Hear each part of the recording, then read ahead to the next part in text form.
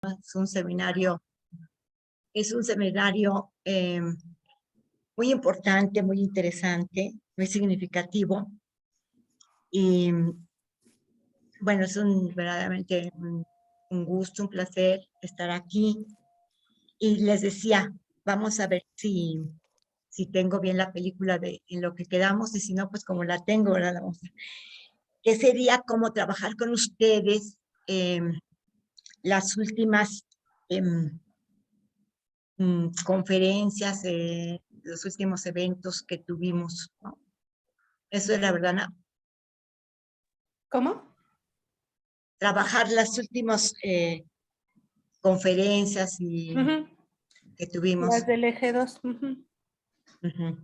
Bueno, entonces vamos a hacerlo de la siguiente manera. Jesús e Isaac prepararon unos power muy pequeños de entre 5, 7, 10 minutos máximo, como para ver las ideas fundamentales de tanto de Roberto Folari como de Arditi, de Benjamín Arditi. Y miren, lo que me interesa muchísimo esta tarde es que podamos trabajar sobre el, el asunto de la relación populismo-currículum latinoamericano. Relación populismo-currículum latinoamericano en el siglo XXI, ¿no? Eso sería, pero bueno, entonces vamos a ver estos power eh, que prepararon Isaac y Jesús. Y luego les voy a dar como la idea de un trabajo para que trabajen por grupos, y luego ya nos reunimos para ver este trabajo por grupos, ¿no? Entonces, pues empezamos con Isaac, me parece, ¿no?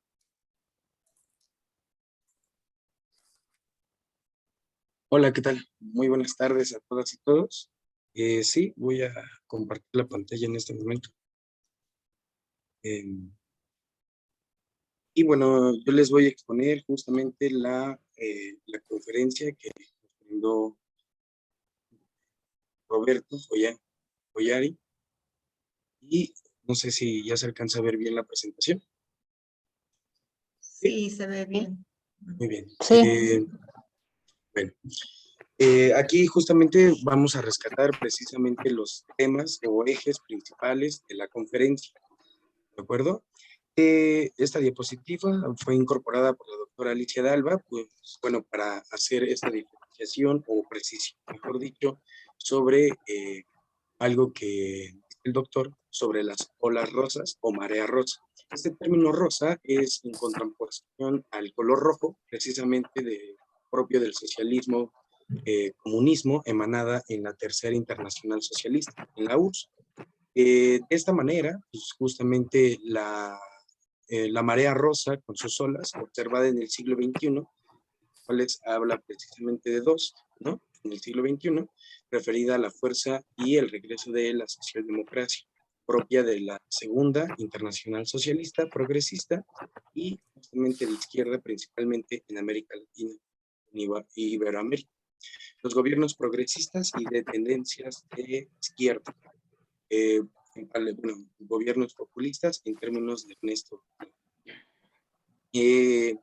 Para comenzar, ahora sí, propiamente con algunos ejes principales que tocó el doctor, pues bueno, habla precisamente de qué caracteriza el populismo. Pues bueno, él menciona que son tres características principales las cuales se pudiera definir el populismo.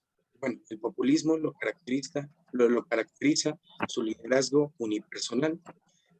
Dos, una ruptura de la sociedad entre dos bandos antagónicos. Uno de ellos, pues bueno, el popular y el elitista, el popular como en contra justamente de esta parte elitista, y que justamente en los gobiernos latinoamericanos se va a ver muy bien marcado a principios del siglo XXI. Bueno, cito textualmente algo que comentó el doctor Follari, y el populismo ha surgido de grandes crisis históricas que han provocado los gobiernos de derecha liberales. Como pudiéramos verlo, pues bueno, a finales del siglo, justamente del siglo XX, pues bueno, este neoliberalismo provoca crisis históricas y, bueno, en palabras de la doctora Alicia de Alba, una crisis estructural generalizada, ¿no? Y pues bueno, algo que también se caracteriza justamente del populismo pues, es el líder. Y pues bueno, en esto consiste tener un líder fuerte que también debe de ser mediado por programas, ¿no?, sociales de intervención en las características precisamente de, vaya, los programas sociales. Y en este sentido, pues bueno, el líder se caracteriza fuertemente con una identificación de las y los demás, es decir, digamos, del pueblo, ¿no? Ahora, por otro lado, pues bueno, esta interconexión justamente del currículum y sociedad en la pospandemia, ya veremos un poquito más, bueno, en un breve momento. Y pues bueno, la política justamente está interseccionada justamente en todo el carácter social, pero en específico vamos a ver la política en los países progresistas en América Latina. En este sentido, pues bueno, fuertes tironeos, ¿no?, político-ideológicos entre los de izquierda y derecha, siendo el currículum quien receta estos cambios políticos. Entre ellos, algunos ejemplos, pues es precisamente la educación sexual, la historiografía, es decir, pues bueno, quiénes son los buenos y quiénes son los malos, villanos y héroes en cómo se adscribe la historia en los diferentes planes y programas de estudio en Latinoamérica. Además de, pues bueno, la inclusión ciudadana o cívica y, bueno, ahora ya actualmente, a partir de esta segunda década del siglo XXI, pues bueno, veremos las cuestiones de género y cuestiones ambientales. En educación básica, bueno, de tipo básica y la media superior, pues bueno, de cierto modo, los ministerios o las secretarías, ¿no?, de educación, pues justamente inciden en los programas y planes de estudio de estos. Pero en la educación superior, pues bueno, como ya lo hemos ido rescatando en el seminario y en algunos otros momentos, pues bueno, no depende meramente de los ministerios o en México, bueno, sería justamente la Secretaría de Educación Pública. Por otro lado, pues bueno, existen las líneas políticas de gobierno populares y progresistas en América Latina. El doctor, pues bueno, habla precisamente de estas de las dos olas que existen en América Latina, y esta primera ola inicia justamente contra los gobiernos liberales. Principalmente, pues bueno, el inicio con Chávez en Venezuela, ¿no? Distinta a la que obviamente se vive con Maduro. También tenemos algunas otras gobiernos populistas, como lo puede ser Lula en Brasil, Evo Morales en Bolivia, Correa en Ecuador, y así en algunas partes del sur de América. Eh, hay algunos puntos clave en donde él menciona que considera que es una ola rosa, ¿sí?, debido a que no fueron gobiernos anticapitalistas, sino antiliberales. Esto no quiere decir que estaban en contra, justamente como su nombre lo dice, bueno, al sistema capitalista, sino pues, obviamente a la forma en la cual se manejaba lo político, ideológico y, pues, bueno, que permea en lo social, ¿no? En este sentido, pues bueno, esta primera ola, que es conocida como la ola rosa, pues bueno, permite ensanchar los derechos humanos, mejoró la vida de millones de personas en América Latina. En el caso de Brasil, aproximadamente más de 50 millones de personas fueron beneficiadas por este nuevo gobierno, ¿no?, de izquierda, y pues bueno, son gobiernos populistas, como ya lo había mencionado, en términos de Ernesto Laclau anteriormente. Eh, Él también menciona que por lo menos en menos de 50 años no ha habido una revolución socialista tan fuerte como se ha vivido en América Latina en este siglo XXI. El populismo es visto como un enemigo desde la época de Bush Jr., bueno, George hijo, a principios del siglo, ¿no? Para Estados Unidos era pues, realmente como el enemigo principal, ¿no? Ahora, por otro lado, el populismo no es una propuesta perfecta, eso sí hay como que remarcarlo, ¿no? Pero sí mejora el socialismo marxista que se vivía en el siglo XX. Por otro lado, y eh, lo que aflora justamente en estos gobiernos populistas y progresistas es que no existen una diferencia justamente de los liberales, no existe promesas perfectas, sino realidades imperfectas, pero efectivas.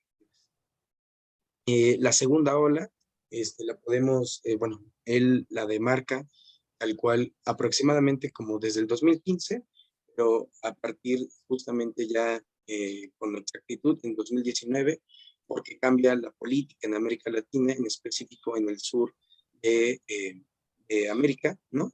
En este sentido, por los cambios de gobierno. Y pues bueno, eh, algo que también recalca justamente sobre esta segunda ola es precisamente que la considera como una ola mucho menos frontal que la primera, que ha conseguido menos cambios sociales que esta primera con Chávez, con Lula, ¿no? Eh, y con Correa en Ecuador, etcétera, ¿no? De igual modo, hay algo que resalta muchísimo, que justamente el apoyo popular se está perdiendo en estos gobiernos, eh, pero que, pues, bueno, hay mucho que hay por debatir, ¿no? Pero en este sentido, pues, él lo dice de esta manera. El liderazgo del que se habla en la primera ola, la cual queda totalmente desplazada. Esto específicamente, ¿no? Como ya lo hemos estado como acotando precisamente, en Bolivia, post Evo Morales, y en Argentina a Néstor, ¿no? Después a Néstor, pues bueno, toda esta lucha como socialista, izquierdista, populista, vaya, se está pues, justamente como desplazando, ya se está desdibujando justamente en los horizontes previamente antes. Algo que también, pues bueno, nos menciona que justamente el por qué no son tan fuertes estos gobiernos, ¿no? Ahora como en la primera ola, justamente eh, existe que esta etapa expansiva ya no existe, o sea, o ya no está tan marcada como anteriormente lo habían hecho los gobiernos pasados. El buen momento por la cual estaba pasando América Latina se está perdiendo, sumando justamente el problema ahora de la pandemia, en donde pues, ya no se producía, ¿no? En este sentido, da un ejemplo en donde más del 50% era financiado por el gobierno, bueno, él habla y rescata más en países Argentina y Bolivia, en donde dice justamente ya la industria está perdiendo, ¿no? Porque se produce menos de lo que, bueno, más bien se gasta más de lo que se está produciendo y eso pues ocasiona pérdidas eh, muy, muy graves, ¿no? Y pues bueno, de igual modo, algo que también entra tajantemente ahora con estos problemas, pues es justamente la guerra ahora actual, ¿no? Que en donde afecta las industrias internacionales,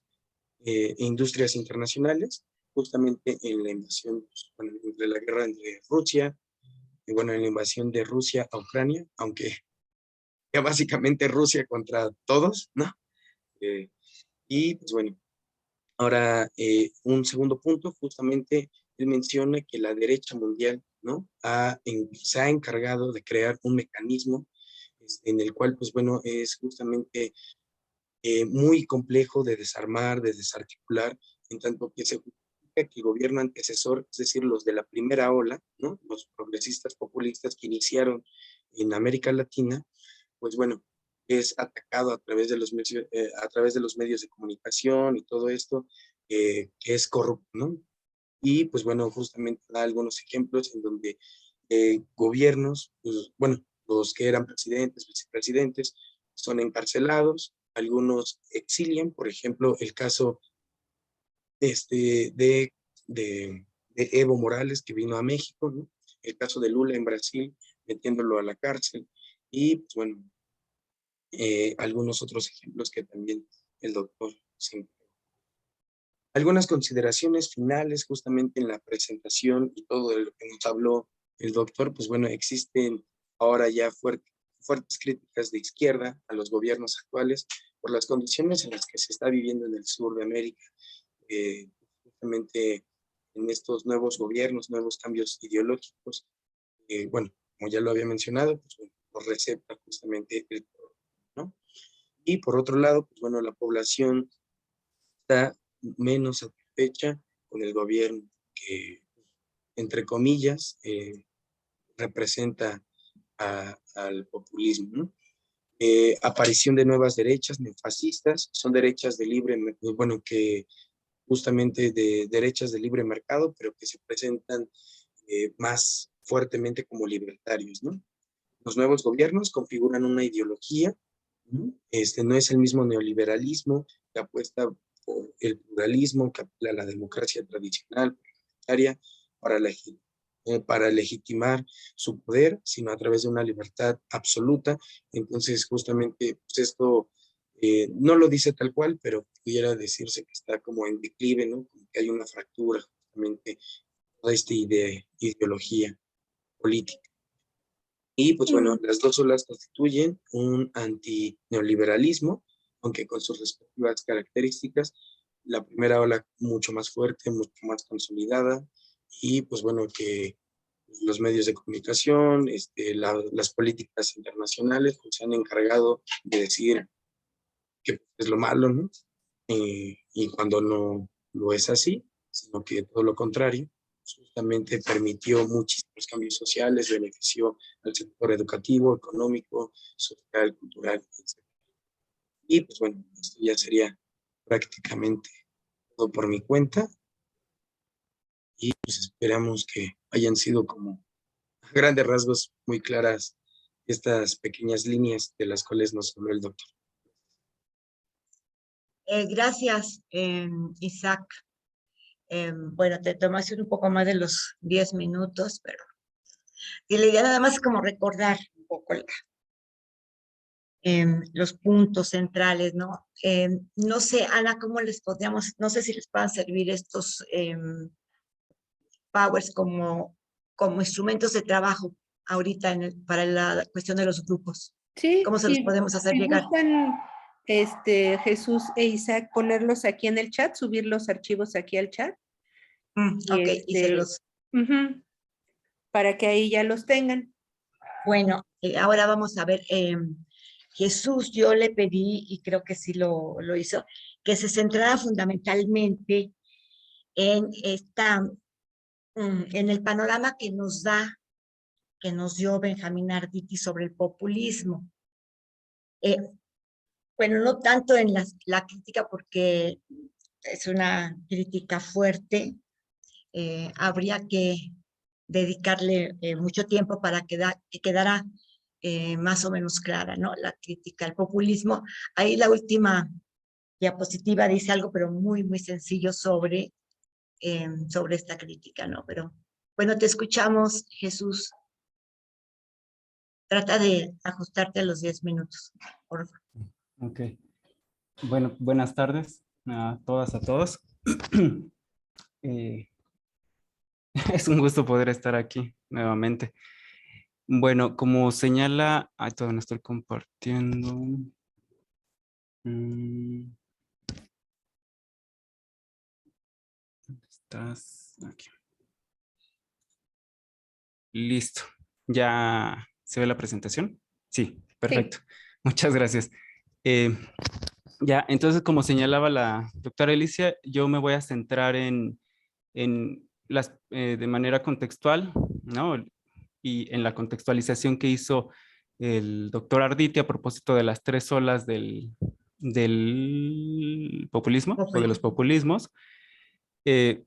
Entonces, para ello, sí quise recuperar, ahí está, esto que mencionaba él inicialmente a propósito de esta primera antología sobre populismo, que me parece que fue editada a partir de un evento eh, allá por el 69, el 70, por Ionescu y Ernst Gellner. Entonces, me pareció súper importante, ¿no? En términos, me parece de lo que se trabaja en este espacio en relación a la cuestión contextual o digamos la prioridad contextual eh, digamos en vías de la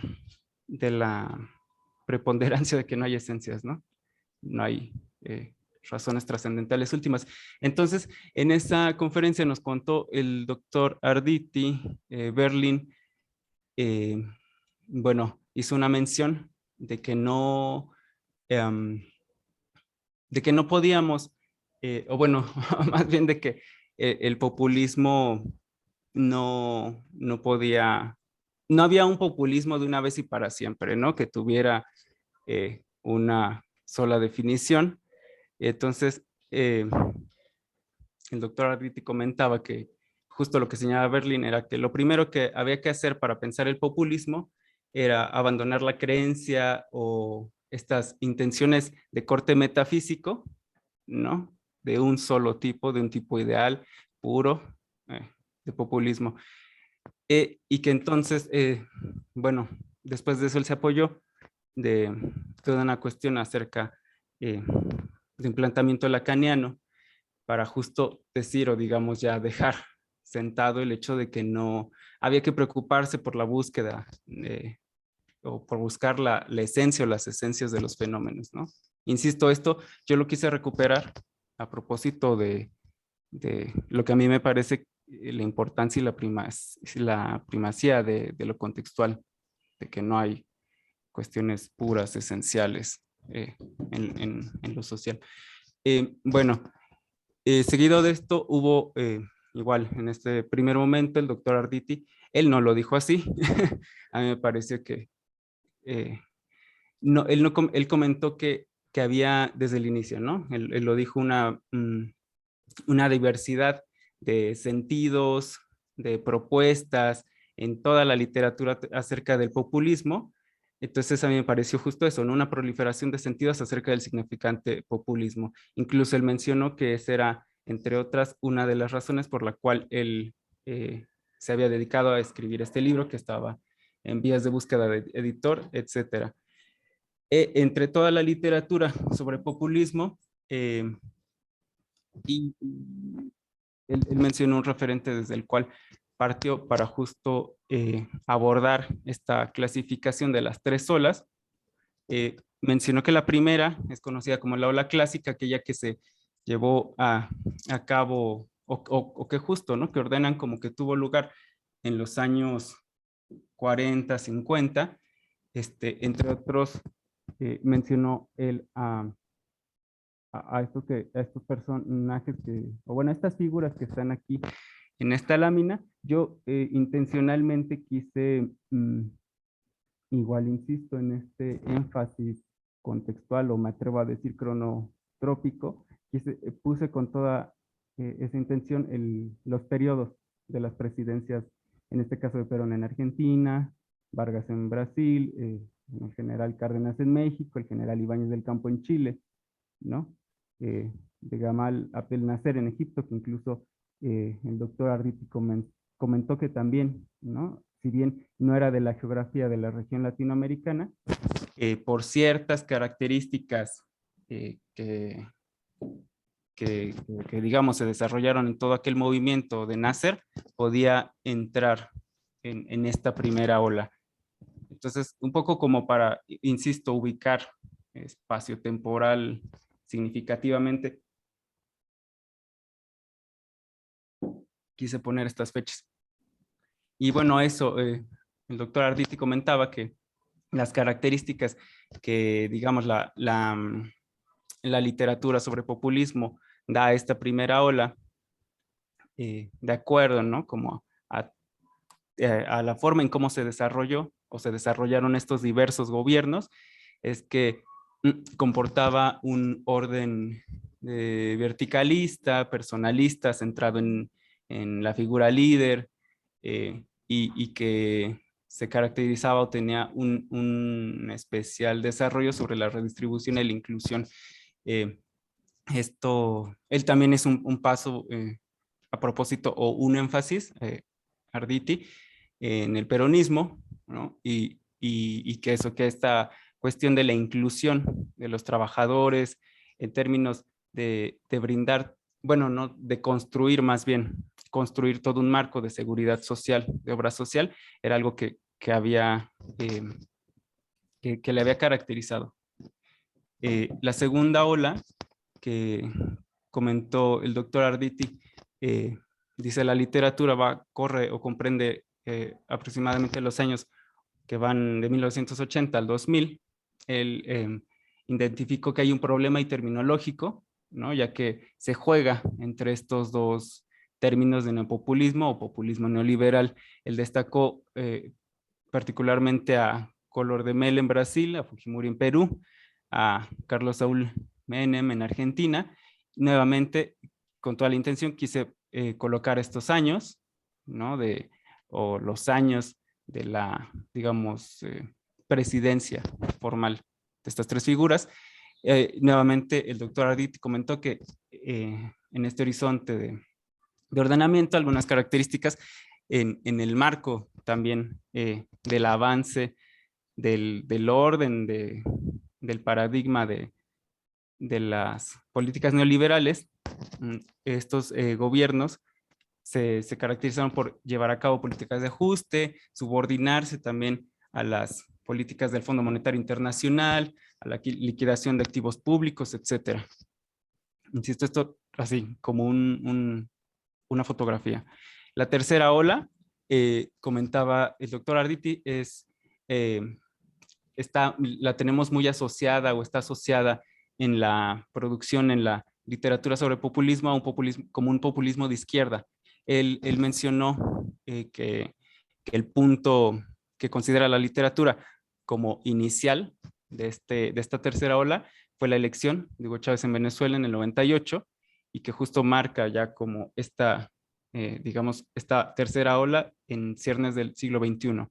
2006 con Evo Morales en Bolivia, 2007 con Rafael Correa en Ecuador, y que la característica, digamos, principal o que atraviesa a estas naciones, o a estos, más bien a estos populismos en América Latina, iban de establecer una política incluyente. También mencionó él dijo que si bien asociamos o hay una asociación de decir la tercera ola es un populismo de izquierda, y ya la cuestión de la izquierda en América Latina, también hay otros populismos en el contexto europeo. Él mencionó a varios que se caracterizan por ser de derecha, también así en el medio asiático, tanto de derecha mencionó, y digamos, en la región de Medio Oriente. Él mencionó en asiático, Filipinas, Medio Oriente, Israel, ¿no? Insisto, populismos de derecha, pero así también en el contexto europeo, algunos otros de izquierda. Esto él lo comentó el doctor Arditi, en plan de que justo hay populismos que son, esto está acá, que hay diversas expresiones del populismo, ¿no? De acuerdo a su contexto de emergencia y procedencia. Él mencionaba que no se podía, pues esto en la línea, ¿no? Hablar de un solo populismo, y que estas olas, ¿no? Señaladas eran únicamente una forma de ordenar o formas de ordenar la información a partir de ciertos criterios clasificatorios, etcétera. Y bueno, ya para terminar, que esto ya comportaba digamos, la parte en donde él expuso, nos compartió sobre estas 8.5 propuestas.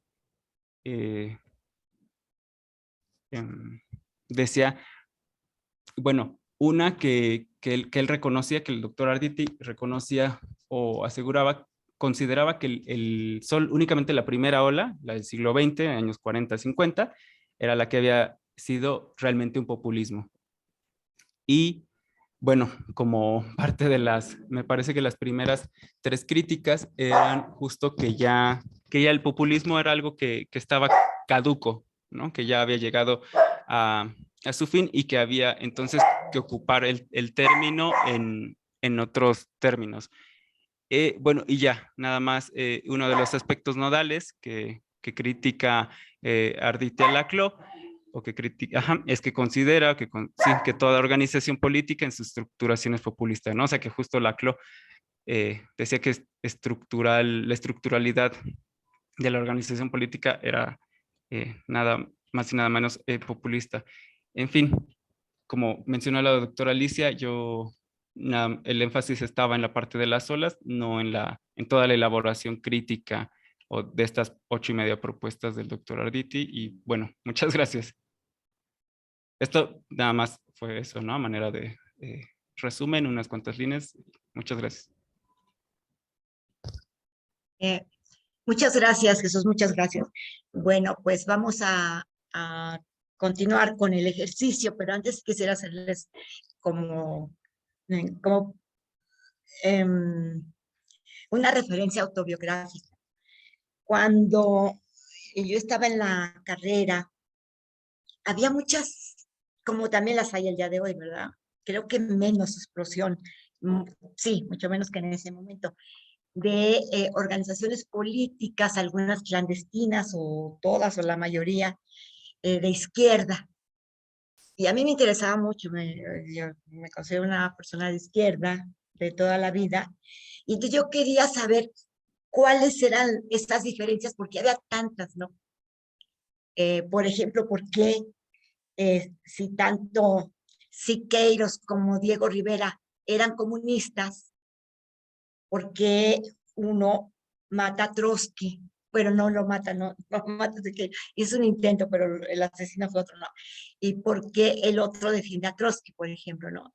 Entonces, era una cosa así terrible, y cada vez que me acercaba yo a alguien, le preguntaba, a ver, ¿tú me puedes explicar cómo es, de dónde vienen todas estas corrientes del marxismo? Entonces, lo que hacían era, no, mira, es que la de nosotros es la mejor porque esto y esto. O sea, como convencerme para una cuestión de militancia, que al final sí, una corriente me convenció y yo estuve, por cierto, no es que la haya tratado personalmente, ni mucho menos, sino que la admiro muchísimo a Rosario Ibarra de Piedra, que ella estaba en el PRT y bueno, fue el partido en el que, cuando ya entendí un poco, en el que decidí, ¿no?, trabajar un poco. Pero realmente para mí era una cuestión muy seria, que yo no podía entender. Y a pesar de que mi papá había sido comunista, pero tenía prohibido de alguna manera por mi mamá hablar con nosotros de comunismo, qué sé yo, todo ese asunto, y de que leía y todo, pero no lograba entender. Entonces, yo empecé comentando esto con el doctor Arritiel, bueno, que para mí la clase que tomé con Adolfo Sánchez Vázquez fue fantástica, porque en un semestre me dio el panorama, ¿no?, desde el testamento político de Engels hasta la Cuarta Internacional, ¿no? Y cómo cada internacional, en fin, entonces yo dije, wow, ahora sí, ya cuando tenía una interlocución con cada quien, podía más o menos entender dónde estaba ese abanico de posturas y algunas de las luchas y de los movimientos que tenían que ver con el asunto. Y me parece que en este momento, estamos hablando de populismo en América Latina y de la relación populismo-currículum latinoamericano, estas dos conferencias de Folari y de Arditi nos dan como todo un panorama muy interesante, ¿no? Ahorita, bueno, tanto Isaac como Jesús hicieron un esfuerzo por tratar de como recuperar algunos elementos de este panorama.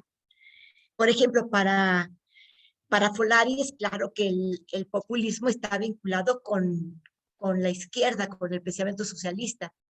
Para Arditi no, porque considera que también hay populismo de derecha, ¿no? Entonces, bueno, esa sería una de las discusiones muy fuertes sobre el populismo. Entonces, a mí me parece que estos dos, insisto, estas dos conferencias nos dan ese panorama, que era lo que yo quería comentar, y luego seguir, y ya no pude seguir en mi intervención con Arditi, porque es cierto, tanto la conferencia de él como la de Folari me dieron así como decir, claro, así está el panorama del populismo y en gran medida de la izquierda en el siglo XXI, ¿no? Y bueno, yo espero que estas conferencias también para ustedes tengan esa riqueza de poder decir, bueno, ahora cuando me hablen de esto o de esto, ya más o menos tengo idea de por dónde va el asunto. Por ejemplo, esta cuestión, el populismo es tanto de derecha como de izquierda, y bueno, está bien, yo puedo asumir esa postura, pero como tener claro cuáles son las corrientes, de dónde viene, por qué, ¿no? Tener claro que sin que haya una conexión tan directa, pero que el populismo pues tiene una vinculación, el populismo de América Latina del siglo XXI, ojo, no me estoy refiriendo, por ejemplo, a Evo Morales en Bolivia, porque ahí viene a hacer una dislocación muy fuerte. Digamos, poniendo a Evo Morales un poquito así, entre, porque se requiere un análisis mucho más profundo, tiene una vinculación con la Segunda Internacional. Y yo tenía el interés y el deseo de plantearles a ustedes la cuestión de las 4 internacionales socialistas, pero se los dejo de tarea. Si hacen ese ejercicio, van a ver cómo se nos aclara muchísimo el asunto de la izquierda en el siglo XXI. No totalmente, porque, insisto, hay movimientos y hay cuestiones que no se abarcan en ese panorama, ¿no? Como podría ser ya la incorporación de las luchas de los grupos originarios indígenas de América Latina y el primer gobierno indígena de América Latina, que es el de Evo Morales, ¿no? Eso requiere ya otras luces intelectuales. Bueno, entonces ya, esto era como una cuestión que yo quería comentar, porque no sé si a ustedes les sucede, pero a mí a veces el no entender algo que yo considero que es como, cuando menos tener una visión muy general, ¿no? De dónde poder ir enganchando yo mis lecturas, mis análisis, mis posturas, también mis posicionamientos, me desespera, ¿no? Me desespera, no me gusta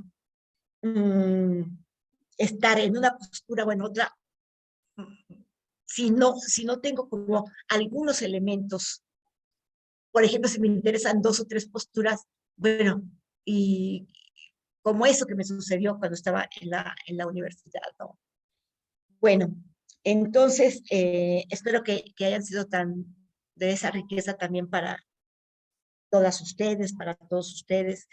Eh, para el equipo docente lo hemos comentado un poco y creo que sí, conocíamos el populismo y demás, por supuesto, pero sí, de alguna forma nos vino también a dar elementos. Bueno, entonces, esta tarde me gustaría que nos centráramos en la relación populismo del siglo XXI en América Latina, currículum latinoamericano, en esa relación.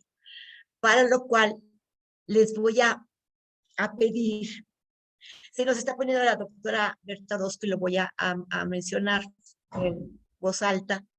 Dice, interesante ejercicio el que Alicia ha promovido porque esto nos brinda un panorama complejo para pensar el vínculo currículum-sociedad y para pensar la complejidad de pensar en términos de proyecto político y proyecto curricular. Excelente, ¿no? O sea, esto que puso la doctora Orozco Berta es muy, muy, muy importante. Bueno, entonces les voy a pedir, ahorita la doctora Ana Gallardo va a formar los grupos, o sea, trabajar sobre, les voy a mencionar los 3, 4 puntos, pero en realidad es uno, ¿no? Son como aristas del mismo punto. O sea, la relación populismo-currículum, el análisis y la opinión sobre el populismo en América Latina o sea, sobre el populismo en América Latina y su relación con el currículum latinoamericano en el siglo XXI, ¿no?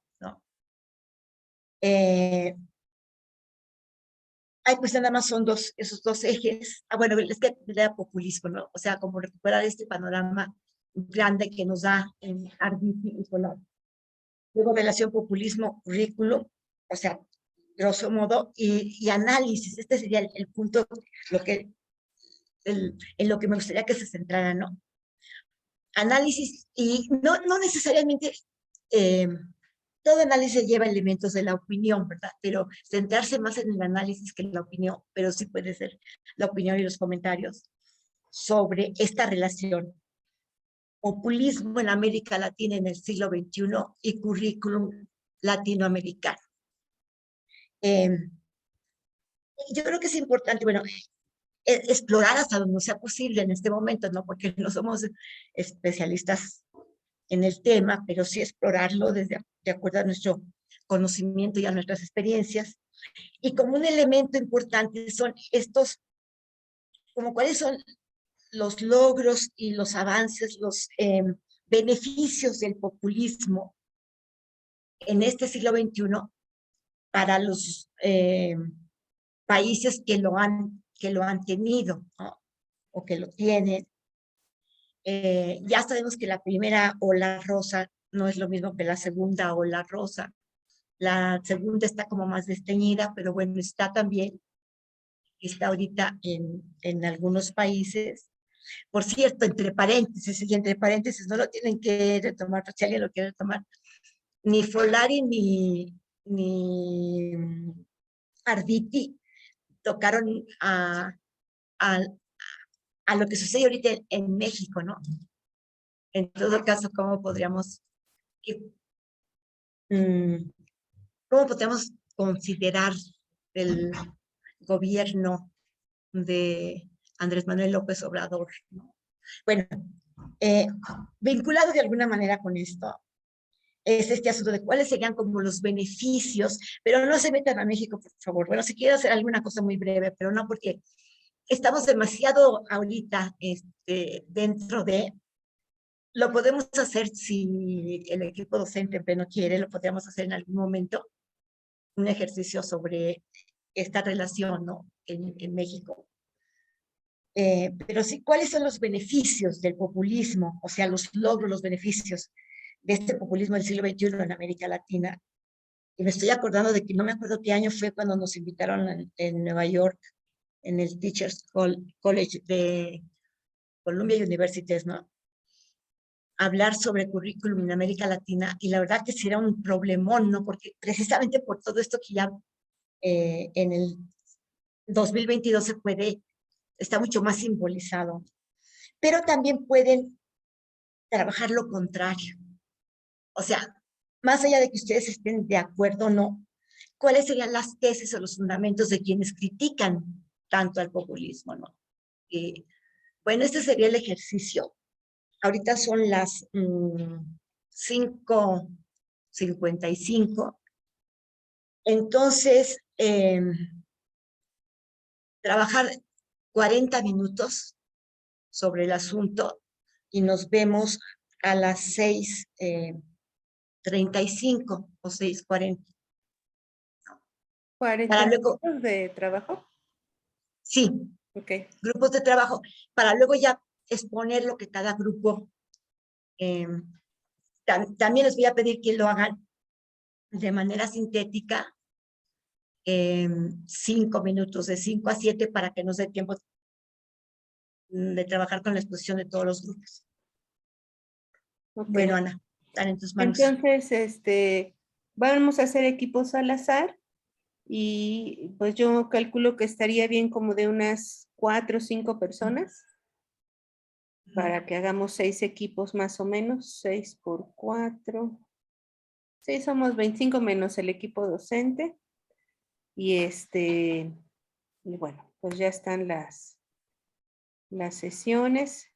Entonces, si gustan unirse a las salas y bueno, quienes tengan algún inconveniente para hacerlo, me avisan, por favor.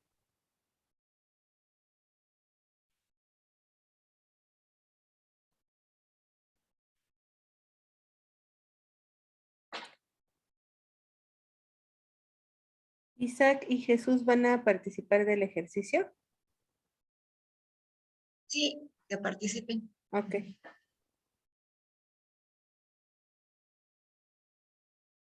Entonces, bueno, Daniel. Daniel, ¿también tú quieres participar en el ejercicio? No, Ana, gracias. Paso esta vez. Entonces nos falta, híjole, en el equipo 3 están justo Alicia, Berta y Tania. Entonces, Joaquín, ¿andas por ahí?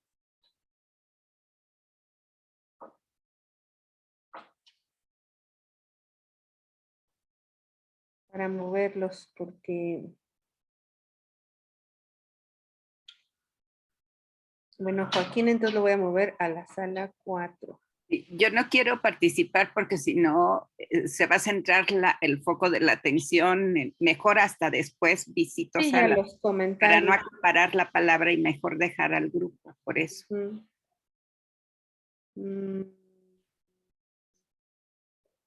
está sola acá. Ya entró Joaquín también acá. Entonces están Tania, Joaquín. Luego David está aquí pero no ha entrado.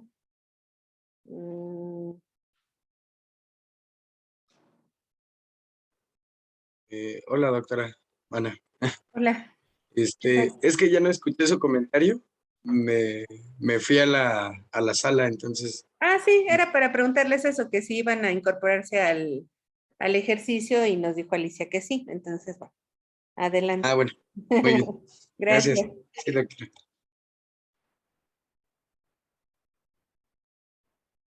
Mira, Alicia sí se fue a su sala, a la sala 3. Bueno, qué bueno. Yo prefiero ponerme de acuerdo contigo en cosas operativas ahorita, Ana. Gabriela, ¿tú tuviste algún problema para incorporarte a tu equipo?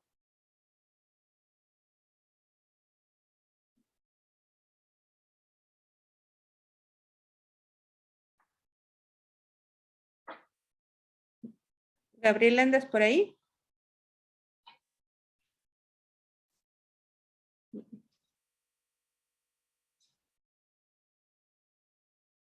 Creo que no está. Creo que no. Bueno, mira. Déjame ponerle sobre explotación principalmente por extranjeros. En el caso de Bolivia es el gas, hidrocarburos. En el caso de México, pues también hacemos un poquito de comparativo con México, con lo que se está viviendo ahorita con la reforma energética. Otra cuestión es que en todos esos países, antes de que lleguen los populistas, hay problemas sociales, políticos, étnicos y económicos, hay crisis, ¿sí? Y hay bajos índices de votación. Esto hace que la gente está cansada como de la derecha, quiere moverse para las izquierdas.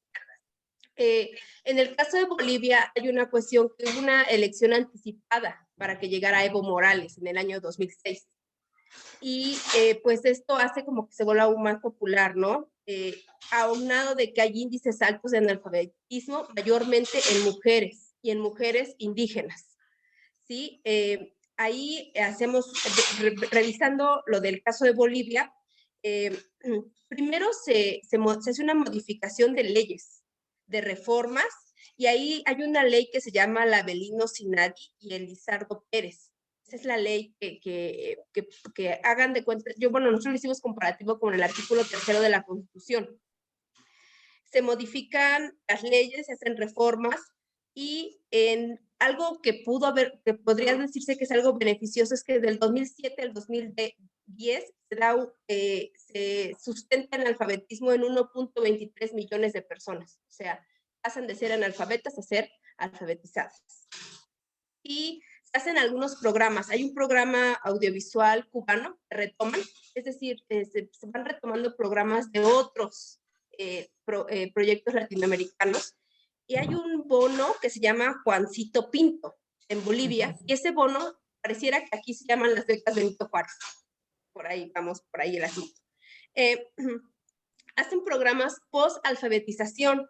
Hay uno que se llama Yo sí puedo, es como el de Jóvenes Construyendo el Futuro, por ahí va la idea. Meten mucho la cuestión de la inclusión, pero como que es una deuda que todavía se tiene pendiente. Hablan de interculturalidad, de multiculturalidad, inter, pero no se ve en la realidad plasmada, ¿no? Y hacemos el comparativo también, nosotros hablamos de Bolivia en mi caso, porque fue el que revisamos con mi equipo anterior. Estaban dos compañeras más que estaban trabajando lo de México, y también estaba la maestra Marcela, ella habló de Argentina. Hacemos un comparativo porque Argentina prácticamente ellos dicen que ya están de salidas en el populismo y nosotros estamos entrando. No sé si estaríamos bien, si nosotros estamos entrando y ellos están saliendo. Ellos dicen que tienen 20 años viviendo como un cambio de poder, pero ahí yo quiero que la maestra Marcela, que es la especialista, entre. ¿Sí? Gracias. Buenas tardes. Pido disculpas, no puedo encender la cámara por una cuestión técnica. Muchas gracias, Denise. Sí, simplemente lo que hicimos fue como, digamos, una educación comparada, si se quiere, para poder establecer de alguna forma puntos en comunes de nuestros respectivos gobiernos que, digamos, digamos que estamos transitando lo que sería la ola populista. Como lo más, digamos, lo más, digamos, que hemos como punto en común sería la perspectiva de derechos y la inclusión educativa, digamos, de las políticas educativas. Yo lo que le comentaba a mis compañeras que desde el año 1994 se incorporó a la Constitución Nacional de Argentina los tratados internacionales. Entonces es como que ya lo tenemos muy incorporado, digamos, en el ámbito educativo, la perspectiva sobre los derechos humanos.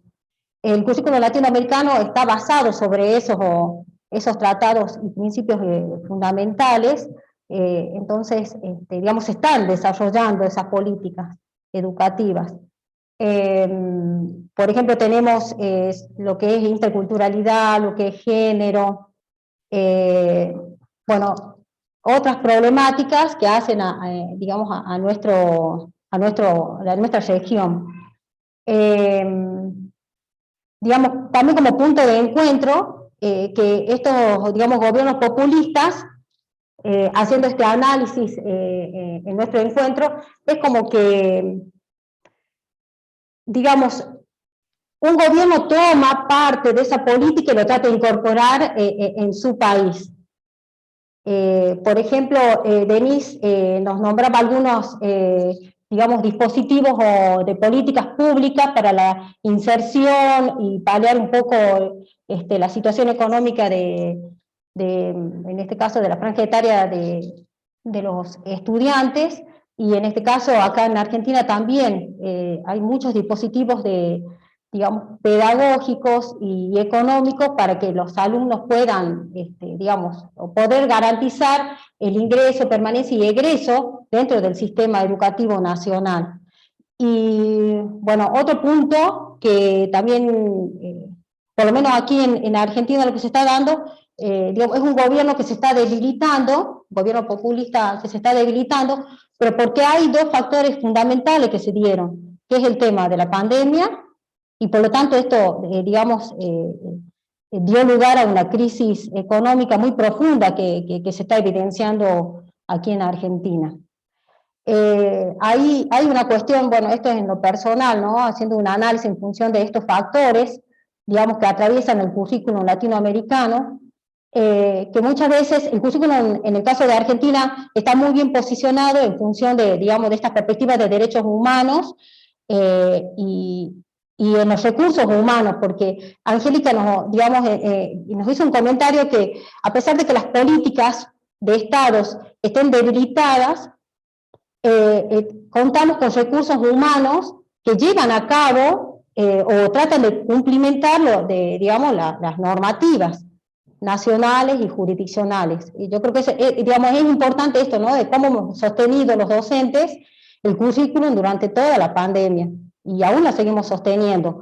Y por ahí el currículum, digamos, se ve como, sería como dislocado, dijera Alicia, por la cuestión esta, ¿no? Económica. Tratamos de sostener a nuestros alumnos, pero lamentablemente nuestros estudiantes no están concurriendo a las instituciones educativas por esta misma situación. Entonces hay como, digamos, hay muchas problemáticas en cuanto a lo que sería la deserción escolar, a raíz de esto, ¿no? Que va por fuera del currículum, porque podemos tener todas las intenciones de sostener o garantizar la continuidad pedagógica, pero desde afuera del currículum es como que no nos están, digamos, ayudando a sostener. ¿No está malo tu papá? Bien, bueno, eso nada más. Gracias. Por favor, cuando no hablen, apaguen sus micrófonos. Gracias. Alicia ha expuesto el equipo número 1. 1 y, Ujú. y te merece algún comentario al Sí, respecto. claro, muchos comentarios. Voy a ser sintética como quedamos por cuestiones de tiempo, pero este análisis que hacen entre diferentes países y los temas que estuvieron tratando, ¿no? Por ejemplo, la cuestión de las mujeres indígenas, este asunto de tomar en cuenta las características de la población es muy interesante, no solo ese, ¿verdad? Pero hablar de las características de la población creo que es muy interesante. Bueno, el asunto de los derechos humanos y algo que me parece así como muy importante que tiene que ver ya con el uso de la teoría en el seminario, es los dispositivos, ¿no? El uso de la categoría de dispositivos en las políticas públicas. Se me parece ya este uso en donde no tienes que citar, ¿no? Dispositivo de acuerdo, no, sino que ya hay como una incorporación de lo teórico como herramienta y la estás usando, ¿no? Muy interesante también las referencias a la pandemia,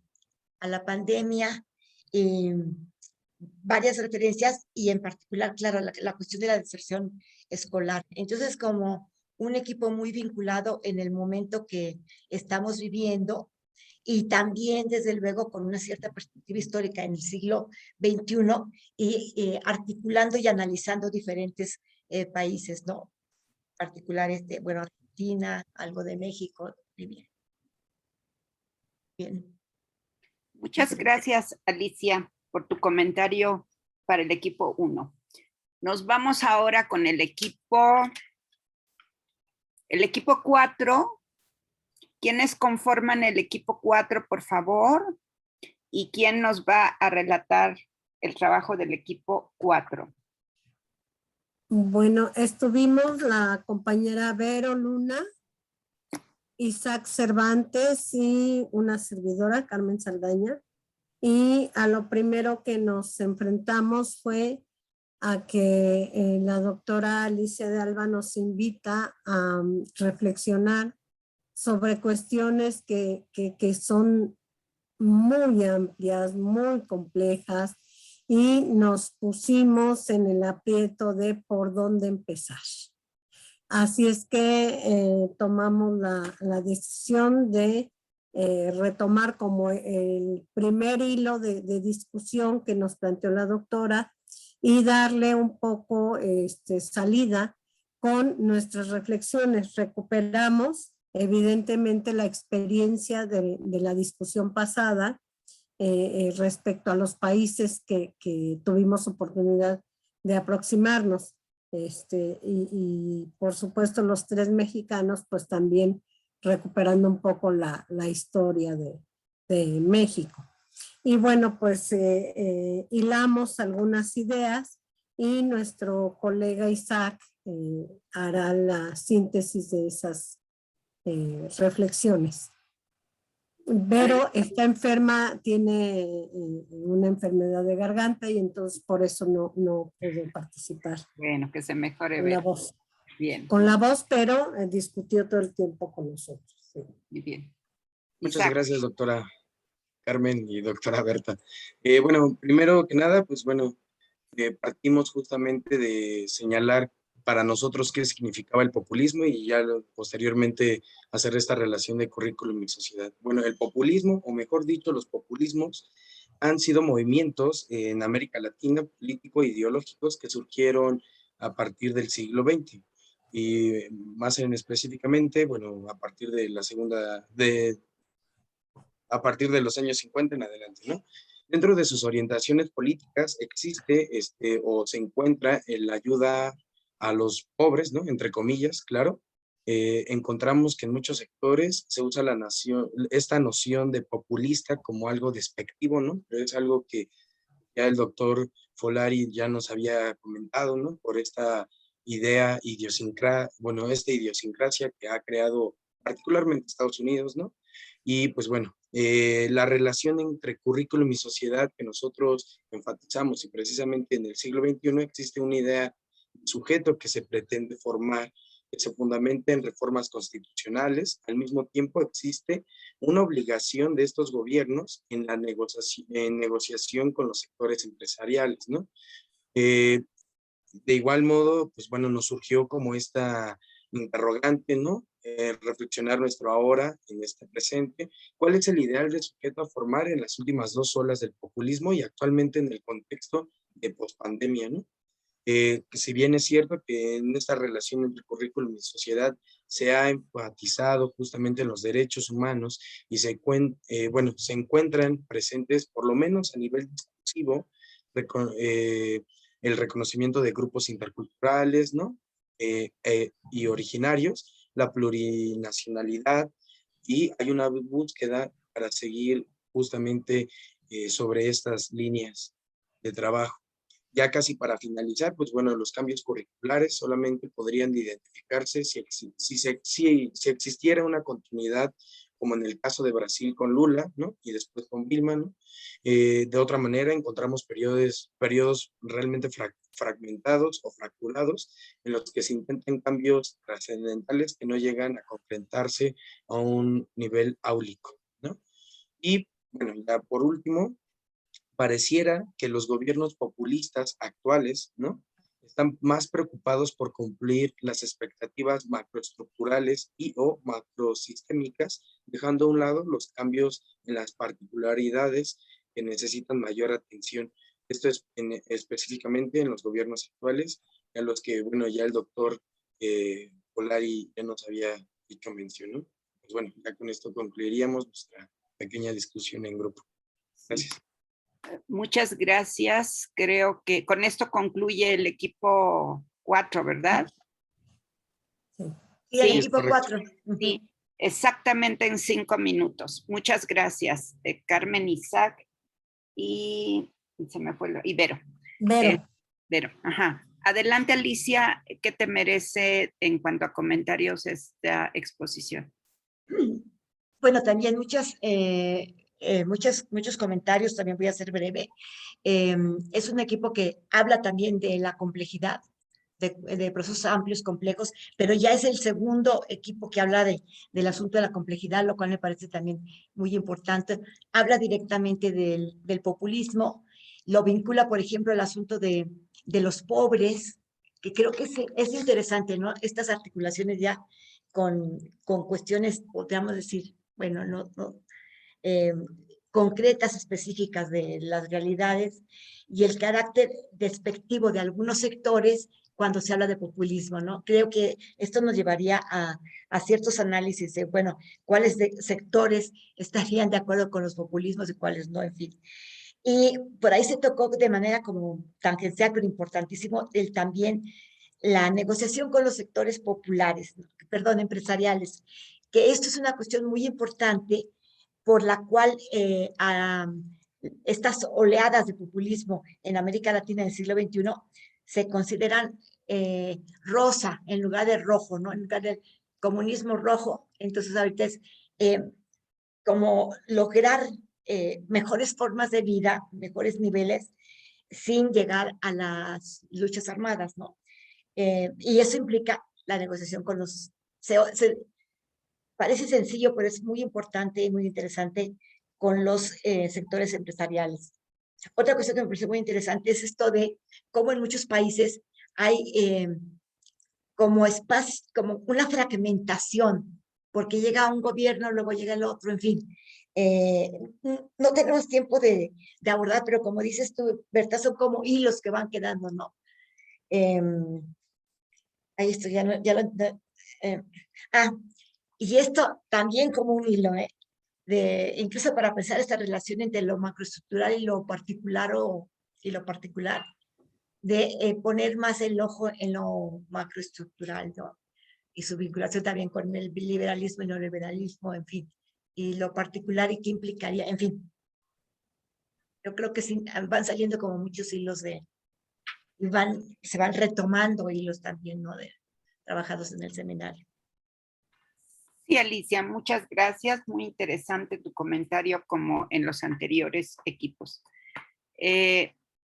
Vamos bien en tiempo. Y ahorita le toca al equipo 2, el penúltimo equipo 2. ¿Quién toma la voz del equipo 2?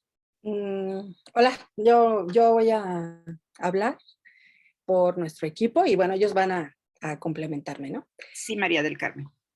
Bueno, buenas tardes. Nosotros fuimos el equipo 2, sí, estuvimos en él, Fabiola, Verónica, Raúl y yo. Pues creo que nosotros también partimos de poner como ideas generales en común. Y lo primero que comentamos en general es que no podemos hablar de un populismo, como ya lo habíamos visto en las ponencias y reflexionado en sesiones anteriores, sino que hay diferentes populismos que obedecen a momentos y contextos históricos diversos, y desde ahí es que se plantean distintas líneas de acción, ¿no? Entonces, pues una definición, diría, mucho más amplia de los populismos, ¿no? También como que nos hace ruido, creo que a la mayoría de nuestro equipo, esta idea de que existen populismos de derecha y cómo se viven. Eso creo que es algo que tenemos que reflexionar. Y en general, y a comentario del compañero decía, bueno, los populismos de derecha más bien lo que hacen es enmascarar, ¿no?, acciones neoliberales, o van imbuidas en estas acciones populares o populistas, pues toda una intencionalidad de conservar las cosas como son, ¿no? Que sería una de las particularidades de los gobiernos de derecha, que no siempre van a ser populistas, eso está claro, pero siempre serán conservadores, ¿no? Entonces, en ese sentido, pues es algo en lo que estuvimos de acuerdo. Y otro punto importante que también coincidimos es que los gobiernos populistas en general no es que necesariamente tomen la opinión directa de los ciudadanos, sino que muchas veces lo que hacen es legitimar a través de procesos democráticos o aparentemente democráticos o de participación directa, pues aquellas propuestas que a priori han realizado desde otras instancias, ¿no? Entonces, creo que eso lo hemos visto, pues prácticamente diría que en todos los países latinoamericanos, esta idea de legitimar las acciones gubernamentales a través de consultas, de mesas de análisis, de parlamentos abiertos, que ahora en México pues creo que tenemos muy frecuentemente parlamentos abiertos a propósito de muchos temas relevantes, ¿no? También nos planteábamos esta duda de si en México realmente tenemos un Estado progresista a raíz de este nuevo gobierno, ¿no? Que todavía pues no se trasluce esta visión progresista en todos los niveles de concreción, por ejemplo, del currículo, ¿no? En ese sentido, pues sí vemos que hay un cambio en el soporte ideológico de las propuestas. Sí vemos en el documento que ya se ha mencionado, que se ha analizado el marco curricular, pues un trasfondo desde las pedagogías del sur que van dándole sustento a esta propuesta, pero que en las prácticas pedagógicas esto todavía no se observa. Incluso en cómo están prescritas en el currículum, todavía no se trasluce esta idea pues mucho más amplia de la interpretación del currículum, ¿no? Una idea que pensamos en general que podría permitir visualizar una visión más progresista del currículum desde estos gobiernos populistas, pues sería, por ejemplo, que tuviéramos un currículum regional que apelara o que incluyera las necesidades específicas de grupos específicos, de regiones puntuales o de necesidades mucho más concretas que lo que, como ya veíamos en el seminario pasado, o sea, estas propuestas nacionales ya no necesariamente responden a lo que se necesita en cada contexto particular. Algo que sí vemos como beneficios, pues es una visión más crítica del currículum, de qué enseñar, un cuestionamiento a conceptos, por ejemplo, historiográficos, ¿no? De esto que decía el ponente en la anterior, de, bueno, pues quiénes son los buenos y quiénes son los malos en la enseñanza de la historia, ¿no? En las historias nacionales. Creo que eso en este gobierno, en México particularmente, pues sí lo estamos visualizando mucho más críticamente. también vemos que en general hay un diagnóstico más cercano a la realidad y no solo prescrito desde las políticas internacionales o de estos análisis que vienen a hacer desde la OCDE u otras instancias, sino que ya hay como pues un análisis más puntual de lo que sucede desde la mirada misma del gobierno. Y otra cosa también que notamos es que sí se visibilizan problemáticas que han estado ahí, que a lo mejor se han abordado, pero ahora mucho más contundente, como la violencia de género, todo el abordaje intercultural del currículum y la visibilidad de grupos vulnerables o minoritarios, ¿no? Que eso también es algo que vemos en general. No sé si Raúl quiere comentar algo. Yo nada más pensar un poco en el sentido del currículum, en referencia a cuáles son sus intenciones, en referencia a cuáles son estas prácticas socialmente construidas, los construidos históricamente o las situaciones construidas históricamente, y también las construidas políticamente, y volvería a retomar en algún momento esto que se mencionaba acerca de ver lo macro, que mencionaba la doctora Alicia, sobre todo porque ninguno de los gobiernos, en el caso de México, ninguno de los gobiernos propone un nuevo marco curricular, un plan y un programa de estudios, si no está desde antes suscrito en un plan nacional de desarrollo que tienen que presentar todos los presidentes y en un programa sectorial de educación. Entonces, siempre van a responder las políticas educativas a estos dos documentos que en el macro se tienen que ver instalados en las aulas. Gracias.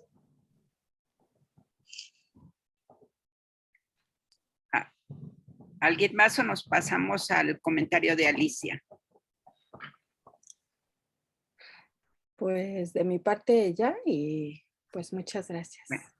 Sí, Alicia. creo que estuvo muy bien el resumen. Gracias. Ajá. Alicia. Sí, bueno, aquí salieron ya muchos elementos de análisis de México, lo cual está muy bien, ¿no? También se tocó el asunto de los populismos de derecha, que es un hilo muy, muy delicado, es importante, es muy delicado, habría que ver si existen realmente, si son populismos, de acuerdo a qué concepciones. Ahí sí, por ejemplo, la bibliografía de Arditi es riquísima, ¿no? Si quieren no meterse a este tema, es muy, muy importante, ¿no? La cuestión de si a través de, o sea, las nuevas formas, no nuevas, las formas de democracia, por ejemplo, que se están trabajando, experimentando en México, como la participación directa y otras, si legitiman o si realmente está propiciando una participación directa o es legitimar otras consignas, programas, en fin, ¿no? Si México realmente es un estado progresista, bueno, habría que ver ahí cómo lo estamos concibiendo. Y luego, algo que me pareció súper interesante es la relación entre el currículum y el tipo de gobierno y de nación y de ideología, ¿no? O sea, que no es una relación mecánica y directa, a menos de que se trate de un gobierno autoritario, de un gobierno que imponga, ¿no? Que dice, sí, así va a ser, Si es un gobierno muy autoritario, hay un mayor intento de que la ideología y las prácticas que lleven a la ideología de los demás se lleguen al currículum de manera directa. Y si no, la relación entre currículum y gobierno, tipo de gobierno, es una relación con muchísimas mediaciones, ¿no? Por lo tanto, pues que también ahí nos abre muchas posibilidades para investigar. Pues también muy, muy interesante. Otra cuestión muy importante, se habló de visibilización. Tocaron 3 puntos de visibilización, pero me parece que es muy importante el asunto de lo que se ha visibilizado, no lo vincularon directamente con la pandemia, pero por ejemplo, cuántos problemas no se han visibilizado y cuántos otros, más allá de la pandemia, se han visibilizado antes o durante, ¿no? La cuestión de la visión crítica, ¿no? O sea, cómo, ahí tenemos que ver, o sea, están viendo, más bien no que tenemos que ver nada, no, sino cómo están viendo esta relación crítica, por ejemplo, lo vincularon con la cuestión historiográfica, ¿no?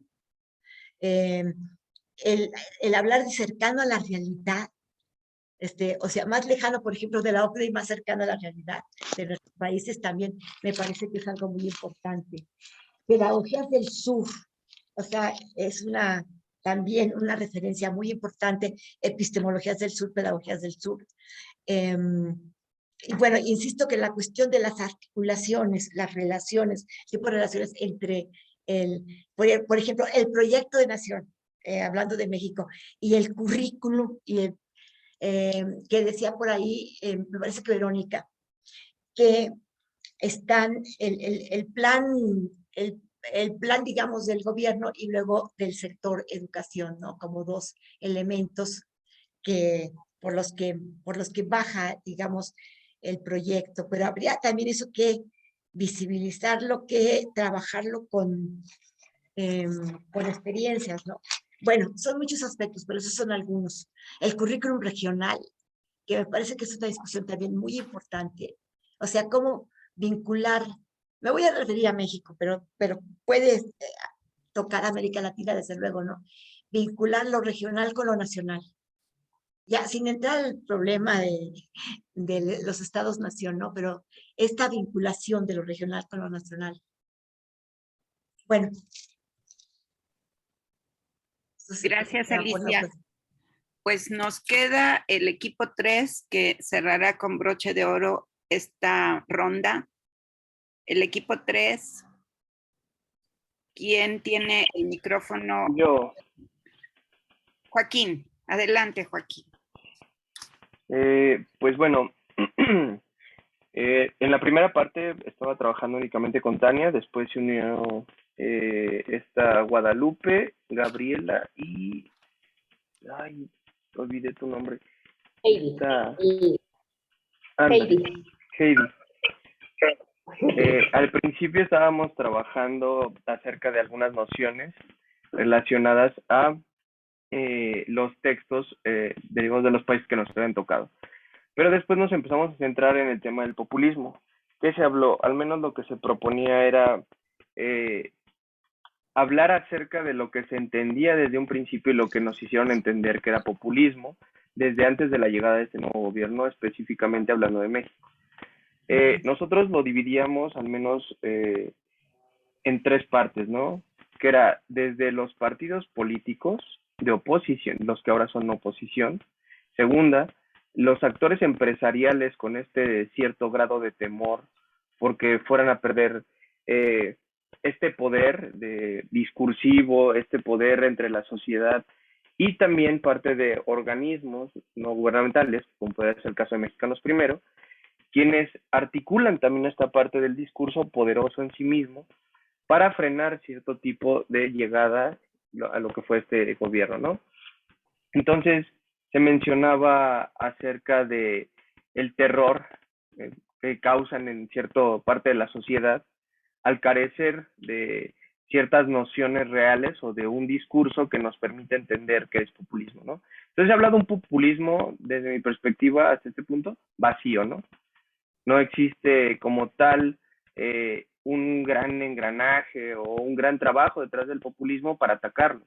Simplemente se habla desde la pobreza, desde la dictadura, desde la falta de internacionalización en ciertos puntos, el alejamiento de la inversión extranjera, en sí mismo este rompimiento que suena a terror, ¿no? Del sistema capitalista como única manera de llevar una sociedad, ¿no? Entonces, que se hablaba acerca de ciertos momentos en los que se demuestra en estos discursos, ¿no? Se proponía en el momento en el que ciertos empresarios que forman parte de Mexicanos Primero tienen, por ejemplo, el dueño de Cinépolis, la oportunidad de producir también este tipo de mensajes en contra de este gobierno y haciendo comparación con otros que la sociedad, por obviedad en algunos sectores, no tiene pleno conocimiento de las características ni del populismo, ni de en sí misma el nuevo paradigma que se propone, ¿no? Algunas otras cosas de lo que se hablaba en torno a estos discursos que son poderosos en sí mismos, que realmente polarizan a la sociedad, ¿no?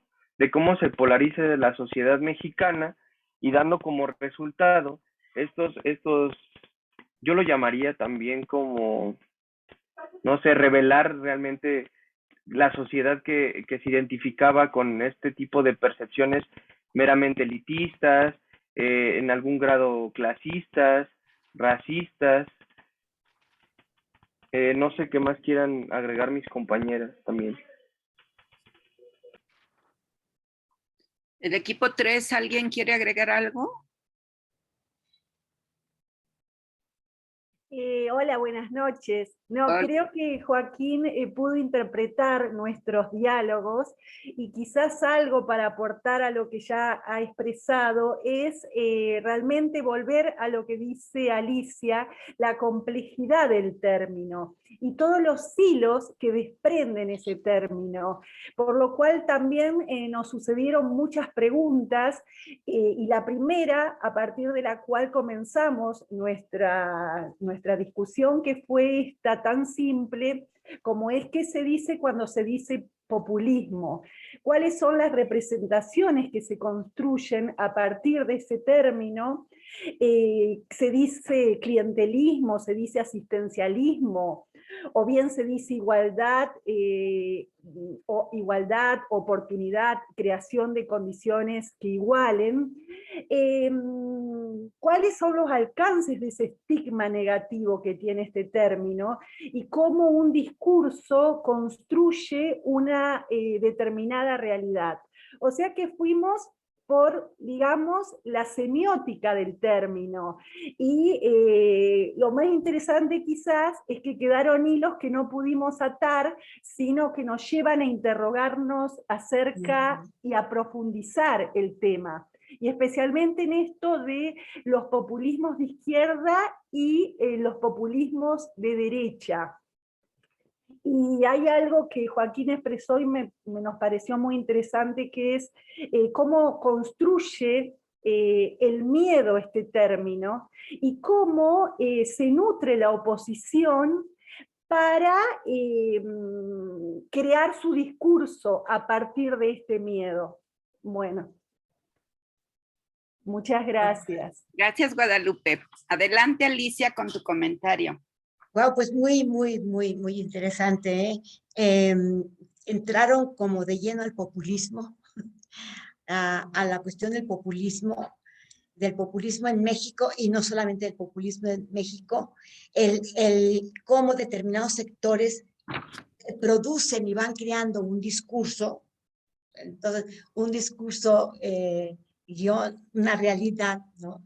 De terror sobre el populismo, ¿no? Y entonces, realmente, ¿cuáles son estos sectores que están creando este terror del populismo, así como lo peor que puede haber?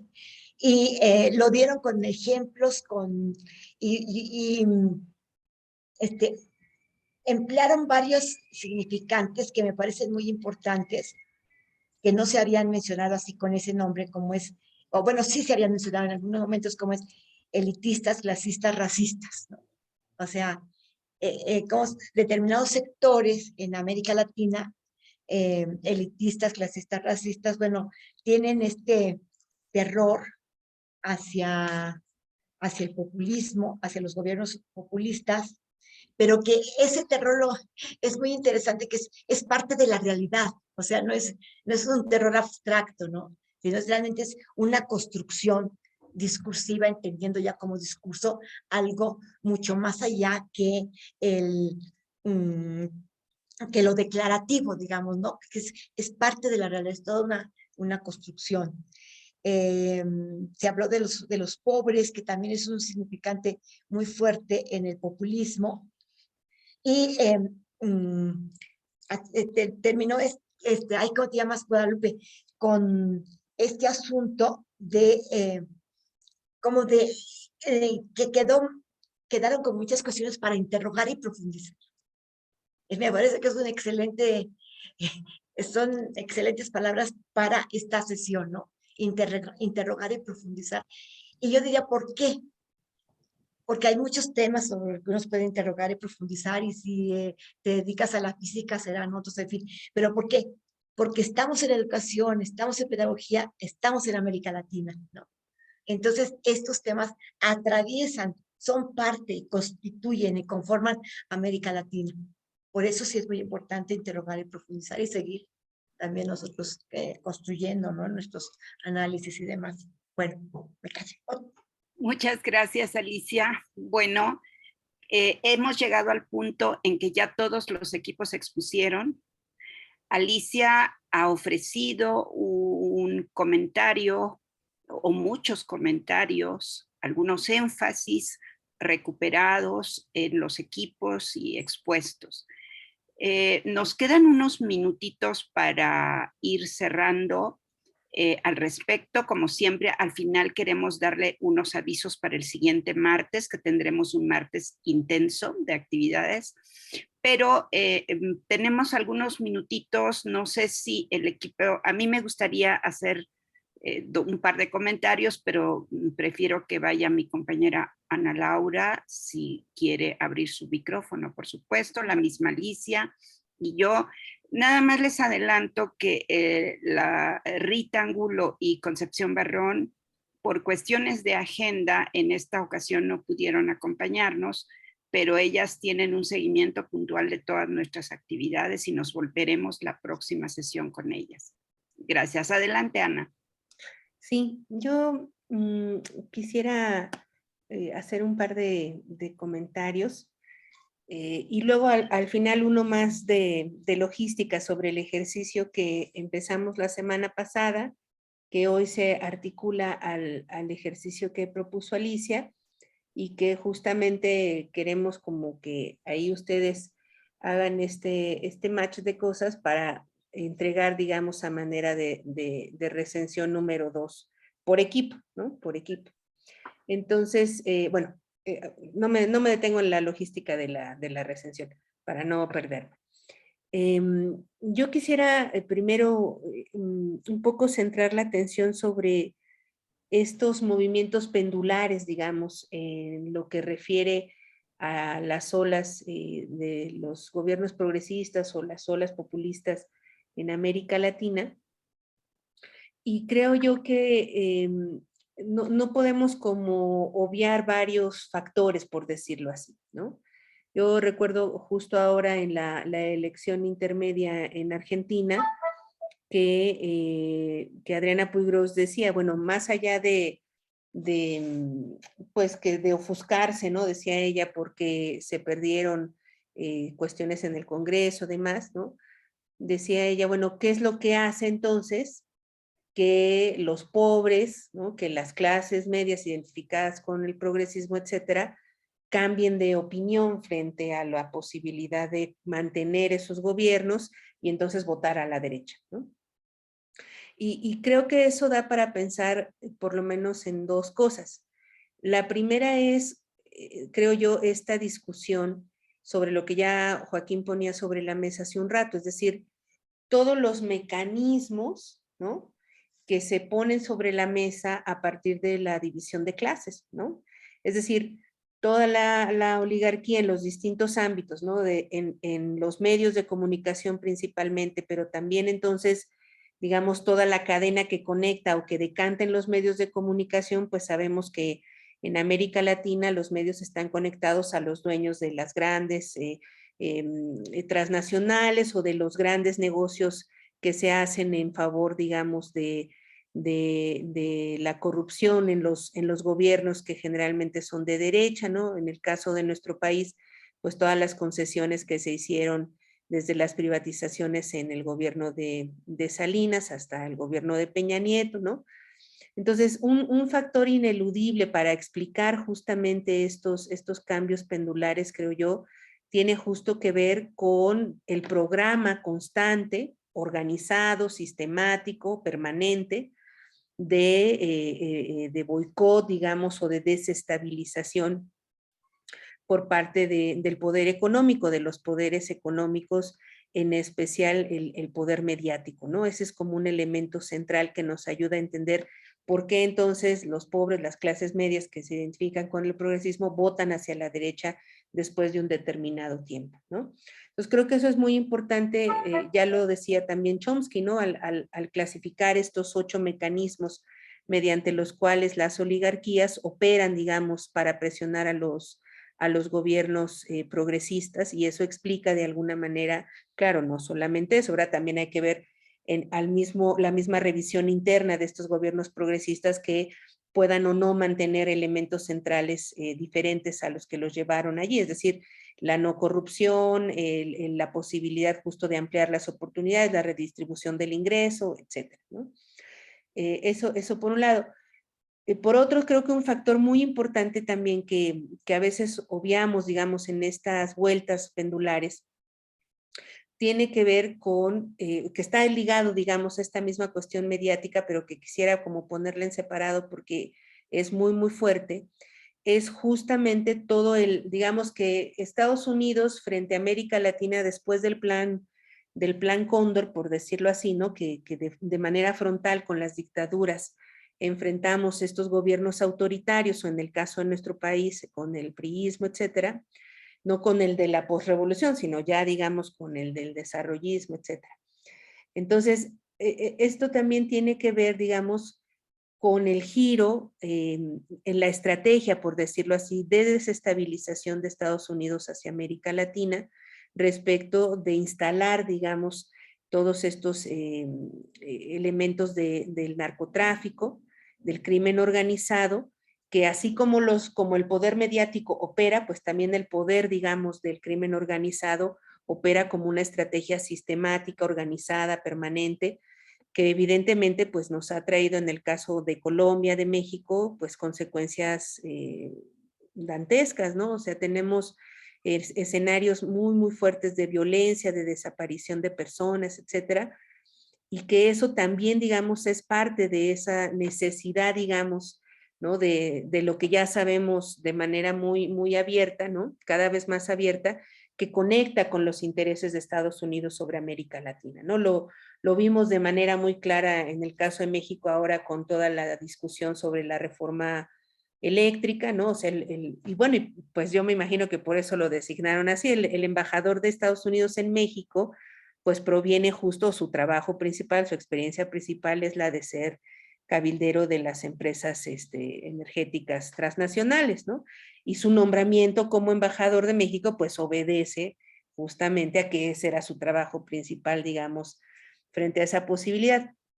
Otro elemento que nos da como muy buena pista de esto es justo la reforma que arranca, la reforma energética que arranca desde Fox, siendo Felipe Calderón el secretario de Energía, y luego ya como presidente toda esta apertura, digamos, hacia el mercado energético que culmina en 2013 y que está muy emparejado justamente a todo el entronamiento, digamos, del crimen organizado vía el desplazamiento de los territorios de las personas justo en donde se instalan toda esta serie de empresas transnacionales, el despojo de tierras, por supuesto el terror, ¿no? De lo que implica, digamos, la violencia, etcétera, ¿no? Entonces, yo creo que no podemos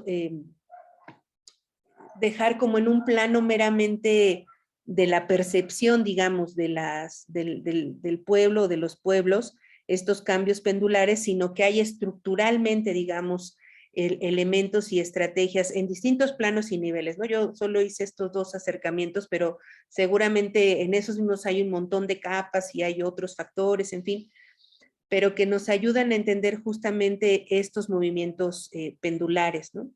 Y el otro asunto que creo yo que también se desata de esta idea que comentaba Diana Puigros, ¿no? Además de estos 2 acercamientos que yo intentaba hacer, es algo que platicábamos desde las primeras sesiones con el tema de Semmelman, con la exposición de Berta, en el sentido de la direccionalidad política. Es decir, ¿cómo nos explicamos eso, ¿no? ¿Cómo nos explicamos estos cambios pendulares? ¿Cómo nos explicamos si esos cambios entonces también aluden a que hay un populismo de derecha, porque entonces las masas votan ahora por la derecha, etcétera, ¿no? Creo yo que una segunda discusión muy fuerte tiene que ver con la direccionalidad, en el sentido de que el populismo de entrada plantea una discusión de clase, ¿no? O sea, sí, está esta cuestión del líder carismático, como podríamos nosotros pensar, por ejemplo, en el nazismo, ¿no? O sea, hay una fuerte identificación del líder, hay ciertos rasgos, por decirlo así, que nuestros maestros Folari y Arditi han señalado, que nosotros podríamos decir que puede ser de izquierda o de derecha, por ponerlo muy, muy ramplonamente, ¿no? Pero hay un factor, creo yo, lo pensaba yo desde que Jesús estaba trayendo a colación la exposición, porque si bien no se trata de buscar un esencialismo, digamos, en el populismo, o sea, que el populismo es esencialmente bueno, ¿no? Pero tampoco es que sea solamente un significante, puede ser un significante vacío en el sentido de que el pensamiento conservador de derecha intente, digamos, articularlo a su propio discurso, ¿no? Pero creo que lo que allí nos acude es un poco la necesidad de hacer un ejercicio genealógico, ¿no? Es decir, el tema de la direccionalidad, creo yo, eso es lo que nos permite establecer un ejercicio genealógico de en qué momento el populismo puede pensarse como de derecha cuando justamente uno de sus elementos centrales es el antagonismo respecto de clase, ¿no? Entonces, ¿por qué los pobres votan a la derecha? ¿No? Sigue siendo como esta pregunta, ¿no? Bueno, ya explicábamos estos dos elementos, pero creo que otro más tiene que ver con que esta discusión plantea entonces la necesidad de entender genealógicamente esa oposición, ese antagonismo fundamental, ¿no? O sea, ¿quién define, por ejemplo, en el caso de nuestro país, el perfil de la república? Las oligarquías, ¿no? ¿Por qué la Constitución de Morelos, los sentimientos de la nación, no es la que queda, digamos, con la independencia o después, ¿no? La revolución, la mirada de Zapata, ¿por qué no es la que queda y queda entonces la del norte con Carranza? O sea, lo que tenemos, creo yo, de fondo, insisto, no de manera esencialista, pero tampoco de manera arbitraria, ¿no? Es este tema justamente de lo que plantea el populismo, es una cuestión de muchas cosas, digamos, ¿no? No quiero eliminar ninguna, pero en la que me quiero centrar es en la de clase, el antagonismo de clase, ¿no? Y evidentemente de quién va redefiniendo lo que es entonces el perfil de las naciones, el perfil entonces de esa direccionalidad política y justo a la que se oponen entonces aquellos que quedamos fuera, digamos, de esos proyectos nacionales o de esos proyectos económico-políticos, por hablar, digamos, de estos últimos 30 años en el caso de México, ¿no?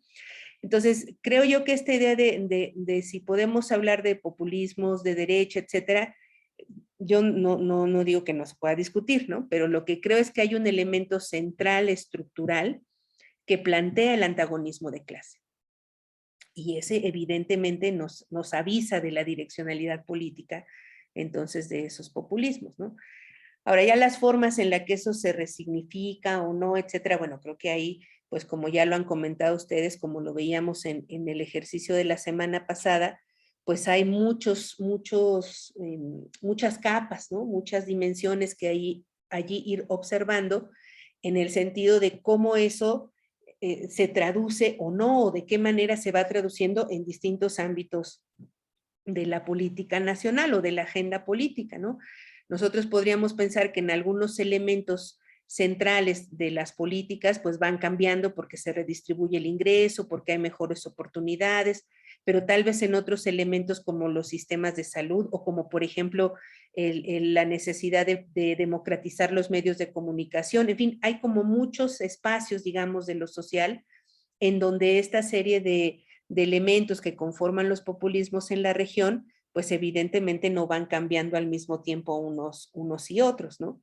Y yo creo que una de esas cosas, o lo que yo más o menos trataba de proponer la semana pasada, es que esas resignificaciones son a veces, son porosas pues, pero también son impermeables, resistentes a lo que justamente en las políticas curriculares vamos viendo, ¿no? Incluso en estos cambios, por ejemplo, como en el discurso populista de Bolivia, etcétera, ¿no? Ay, bueno, me callo tanto para que se despida Alicia porque ya se tiene que ir. Ay, no, Ana, qué pena. Ahí se los estaba poniendo que tengo un compromiso ahorita, por eso me salgo unos minutos antes, pero me ha dado muchísimo gusto estar con ustedes. Nos vemos pronto. Bye. Adiós, Alice. Bye. Bueno, pues ya, porque creo que ya estaba yo cantinflando. Entonces ahí la dejo.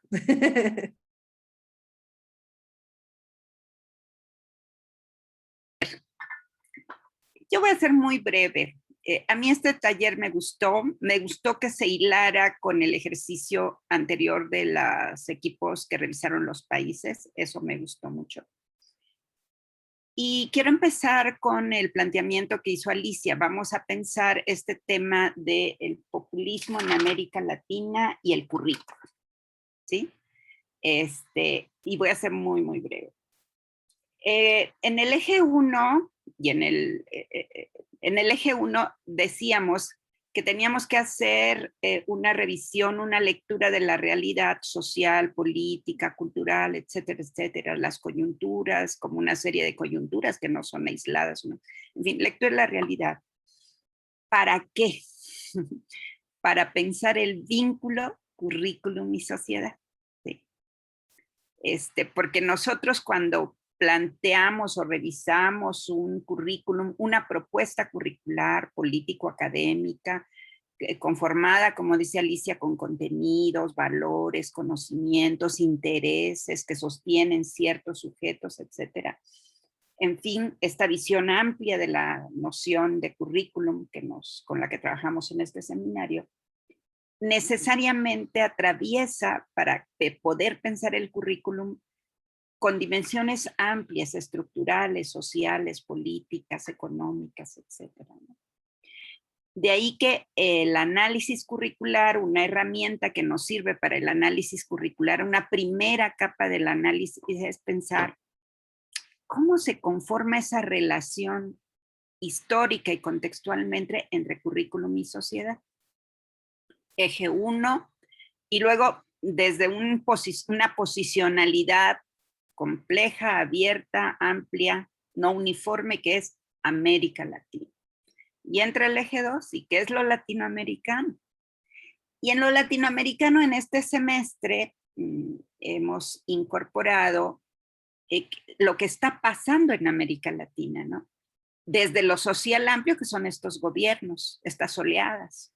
Y bueno, pues tenemos que revisar estas oleadas un poquito para podernos ubicar, pero recordemos que lo que andamos tratando de aprender con H es la manera de mirar la realidad para construir el vínculo currículum y sociedad. Ahora bien, a partir de eso, este taller, ¿qué me dice? Me dice muchas cosas, pero los voy a resumir en esto. Este vínculo currículum y sociedad, así lo leo, a partir de sus participaciones, está atravesada por dos aspectos, elementos, ¿cómo llamarle? Lógicas, que es por un lado la complejidad, ¿sí? Y por el otro lado la palabra hilos.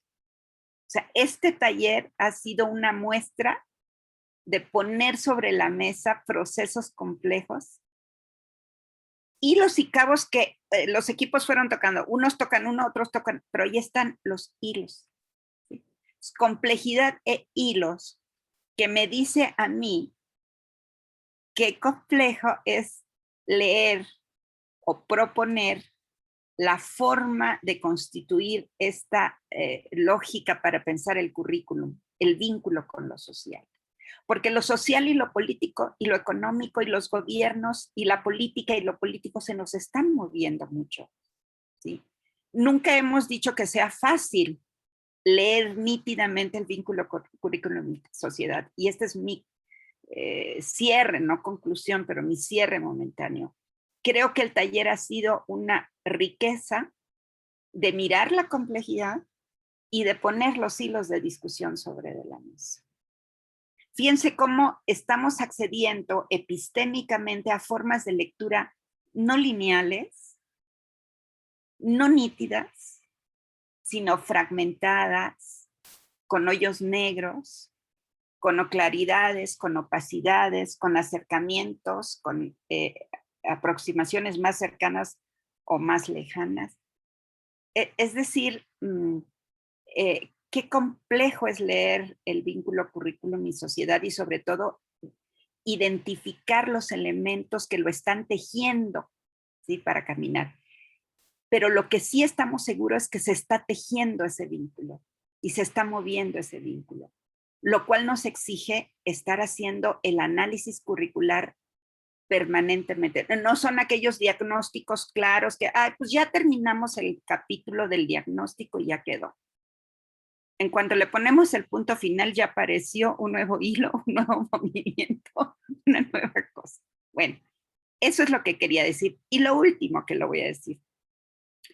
Miren, después de que terminó Folari y a mí no me dio tiempo de participar, yo participé en el Facebook, les escribí la respuesta que Folari me dio. Y yo nomás quiero seguir pensando el tema del líder. El tema del líder es otra complejidad, es decir, podemos ver personas como líderes, pero lo que me interesa es la función del liderazgo. ¿Qué es un líder? Folari decía, no cualquiera es un líder, ¿sí? Pero además el populismo y el líder necesitan de un programa, como nos lo resumió Isaac en su presentación, que si nos las regalan se los vamos a agradecer mucho. Bueno, el tema de la figura del líder creo que es otra cuestión que tenemos que seguir bordando. No digo que esté acabada, sino hay que conceptualizarla. Por ejemplo, me llama la atención el liderazgo del presidente de Perú actual, ¿sí? Frente a otros líderes, por ejemplo, Evo, Lula, o Cristina, o AMLO, en fin. Hay que seguir hurgando más ese tema, bueno, o al menos a mí me interesa y quería comentárselos. Pues muchas gracias. Solo nos restan los avisos, ¿verdad, Ana? Miren, el próximo martes 26, y aquí Ana lo reiterará si es que se me escapa algo, tenemos dos actividades. Una en la mañana a las 12 del día, tenemos el panel cabeza el doctor Roberto Aparici, que ya tenemos el programa, se los vamos a subir al Face. El programa del panel, el panel se llama Currículum, Algoritmos y Sistemas Educativos. Ahí está. Currículum, algoritmos, currículum y sistema educativo. Ok. Miren, esta es una de las voces, o sea, dicen cómo va el programa. Lectura de la realidad, lo latinoamericano, oleadas, y ahora vamos con las voces, ¿sí? Esta es una voz muy importante que tiene que ver con la era digital, con la educomunicación, que ya es todo un campo interdisciplinario, y que vamos a contar con la participación de un grupo altamente especializado que encabeza el doctor Roberto Aparici. Me acaban de avisar de que ya están por enviarme el cartel de difusión y en cuanto nos llegue se los ponemos en el Facebook. Ayúdenos a difundirlo, por favor. Ya está publicado en el Facebook del ISUE. Ya está. Bueno, ¿ya llegó del ISUE? Ese que proyecté es de la página del ISUE. Bueno, ese. Martes 26 en la mañana, bueno, al mediodía a las 12. Es un panel. Ese tema es un tema del programa. Sabemos que ustedes tienen cuestiones laborales, se va a quedar grabado, pero si fuera posible contar con su participación, es muy importante. Es un tema del programa, no es algo fuera del programa, es un tema dentro del programa. Entonces, martes 26 a las 12, doctor Roberto Aparici, y les vamos a subir el programa mañana. Luego, en la tarde vamos a tener nuestra sesión ordinaria. ¿verdad, Ana? Con la doctora Barrón. Concepción Barrón, Conchita Barrón, con el tema que ya está en el programa, que es interseccionalidad crítica, brecha digital y currículum. Es decir, los dos temas tienen que ver con la era digital, con lo digital y con el currículum. ¿Ok? Entonces, pues, nos vemos el próximo martes a esas horas, a las 12 y a las 5 en nuestra sesión ordinaria con Conchita. ¿Algo más, Ana? Pregunta Suail si se necesita registro. No. No. La transmisión es abierta en el canal de YouTube del ISUE, entonces no es preciso registrarse en ninguna plataforma, y como no es, digamos, a la hora propiamente de la sesión, pues tampoco necesitamos pasar lista ni nada de eso. Entonces más bien es como para que ustedes estén atentos a la transmisión en tiempo real, o ya sea que la vean después. Sí. Es diferida. hora de México, 12 horas, hora de México. Y para la sesión de la tarde de la doctora Conchita, pues ya las lecturas ya están en la carpeta con su nombre, ahí en el drive de la clase. Y también recordarles que el próximo 26 es la fecha para la entrega de la recensión número 2, que sería el ejercicio de la sesión pasada, o sea, de los equipos que están conformados en la clase anterior.